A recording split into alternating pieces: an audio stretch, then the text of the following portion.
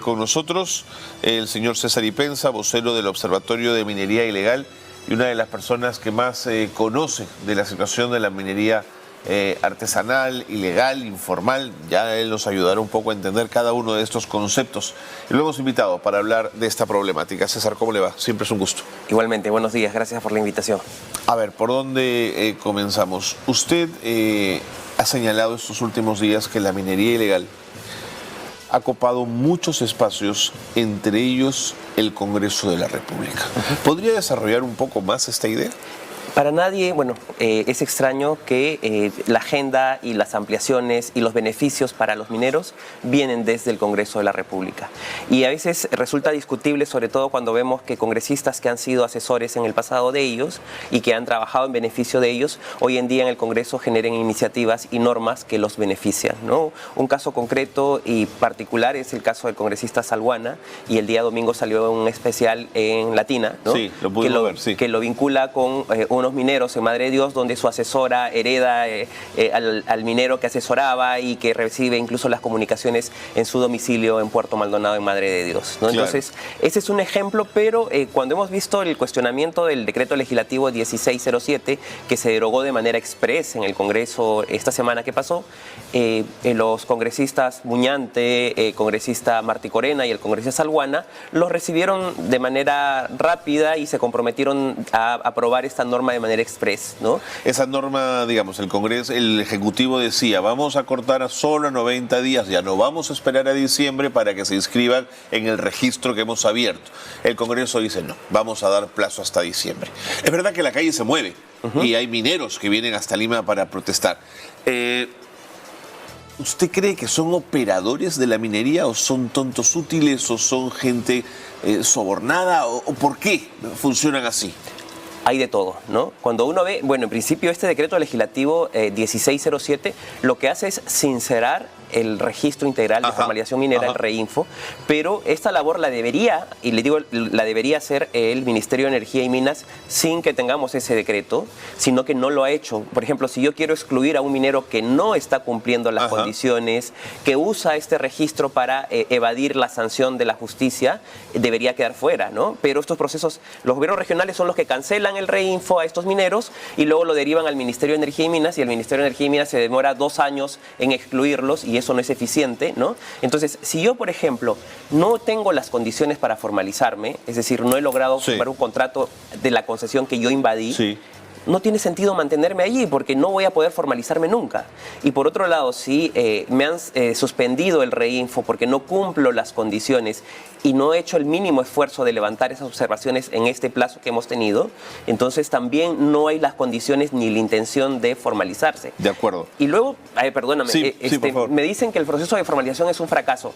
Yo no lo quisiera ver así tampoco, ¿no? Porque veamos que cuando se abren las puertas para que ingresen los mineros, ingresó todo el mundo, sin ningún filtro, sin ningún control. La única exigencia era que vayan a SUNAT a sacar el RUC y se registren allí. Entonces cualquiera, no necesariamente mineros que verdaderamente meritúan y merecen podrían haber hecho ese trámite. Así es. Claro. Entonces por eso tenemos un universo de 80.000 donde 20.000 tienen las condiciones y el Estado más bien debería apostar porque esos 20.000 o casi 20.000 que tenemos avancen y cumplan sus objetivos de ser formales, ¿no? Hablemos de REINFO. La creación es del 2016. O sea, mire el tiempo que ha pasado, y ha sido objeto de críticas por no haber logrado los objetivos de formalización y haber permitido la continuación de prácticas mineras ilegales. ¿Cuál es la historia del REINFO? ¿Por qué no ha terminado de ser la gran herramienta? Bueno, tendríamos que hacer un poquito más de historia, ¿no? El proceso de formalización nace el año 2002. Ok.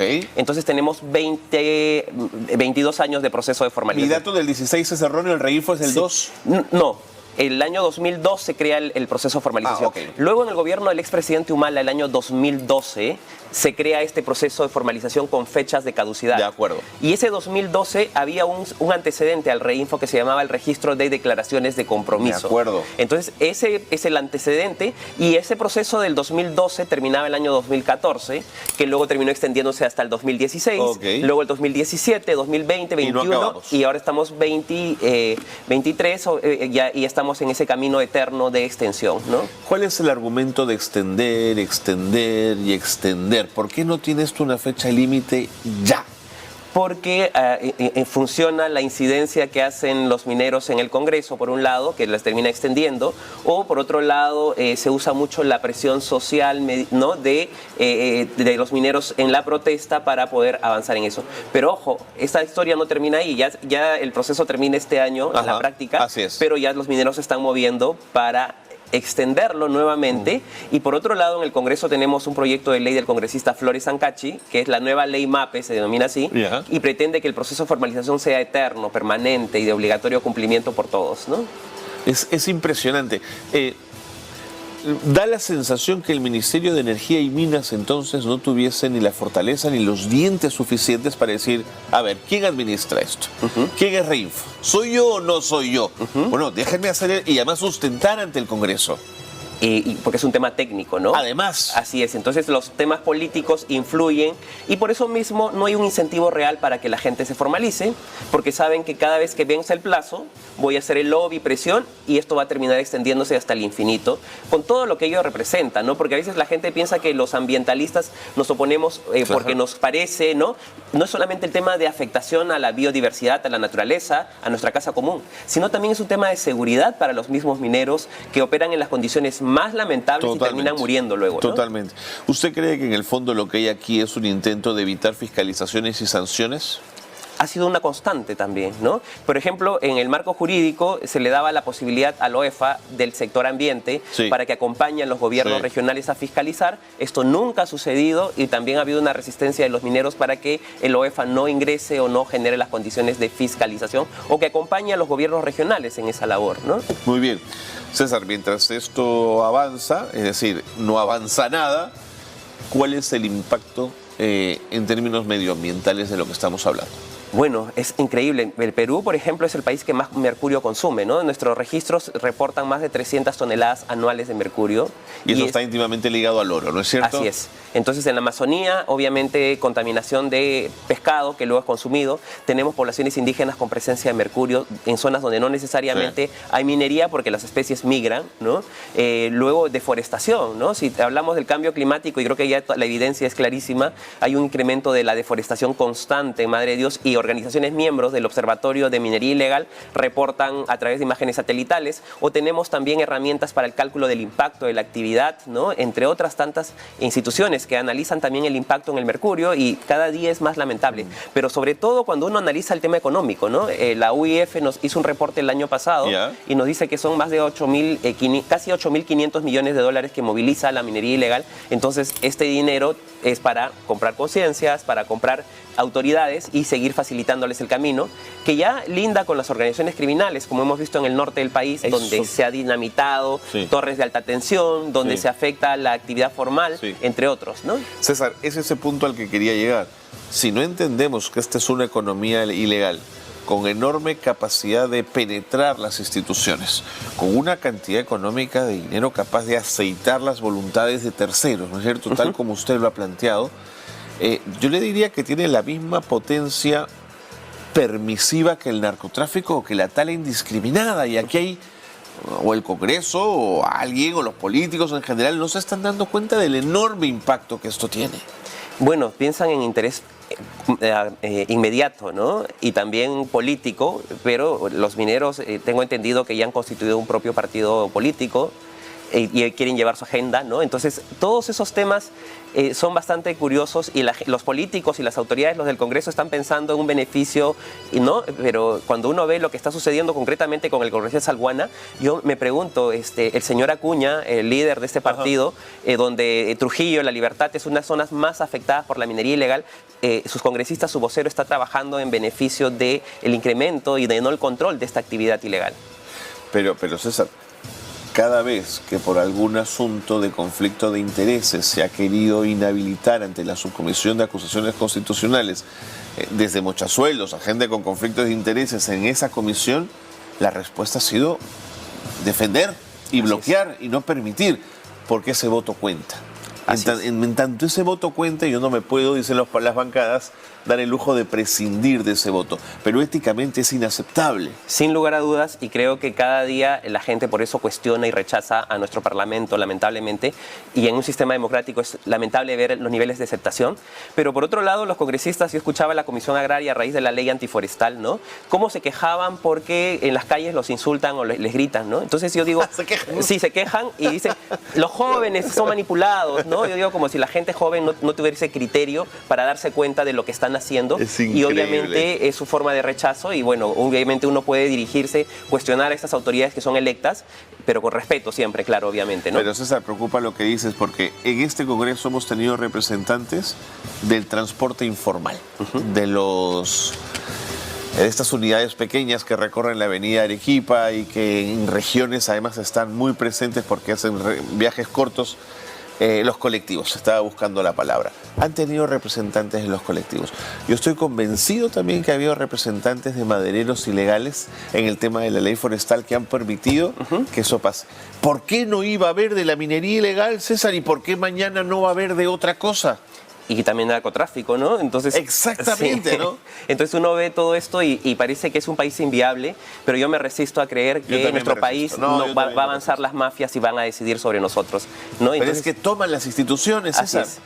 Pero bueno, creo que nuestro rol como ciudadanos de a pie en general y a través de los medios también, incidir en eso, que la gente presione y que no pueden ganarnos y no pueden ganar las ilegalidades en nuestro país. Creo que es una resistencia que se tiene que dar sí o sí. Mientras tanto, he escuchado algunas voces que no quieren aceptar la diferencia entre minería artesanal, minería informal, minería ilegal. ¿Cuál es exactamente la diferencia para que la entiendan nuestros televidentes y a cuál deberíamos atacar? Bueno, en principio, en el marco jurídico nos hablan de dos grupos de pequeños mineros, ¿no? Los mineros artesanales y los pequeños mineros. Son dos categorías que contempla el texto único ordenado de la Ley General de Minería. Uno de ellos, bueno, cuando hablamos de pequeño es hasta 1.000 hectáreas, perdón, el artesanal. Y el pequeño es hasta 2.000 hectáreas, ¿no? Entonces, mientras que en el artesanal yo no puedo usar equipos motorizados, sino equipos básicos, en el pequeño sí puedo usar maquinaria, ¿no?